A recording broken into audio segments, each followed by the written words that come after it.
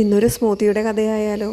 വളരെ സ്മൂത്തായിട്ടുള്ള കൺസിസ്റ്റൻസിയിൽ ഇരിക്കുന്നത് കൊണ്ടായിരിക്കാം ഇതിന് സ്മൂത്തി എന്ന് പേര് വന്നതല്ലേ. ചിന്തിക്കേണ്ടിയിരിക്കുന്നു. ഇന്നെന്തായാലും തിരഞ്ഞെടുത്തിരിക്കുന്ന കോമ്പിനേഷൻസ് അവക്കാഡോയും പിന്നെ രണ്ടാമത്തത് ഷമാമുമാണ്. അതിനോടൊപ്പം കുറച്ച് പാലും പഞ്ചസാരയുമാണ്. പഞ്ചസാര ഞാൻ നിർബന്ധമായിട്ട് പറയില്ല, വേണമെന്നുണ്ടെങ്കിൽ ഹണി ആഡ് ചെയ്താൽ സൂപ്പറാണ്.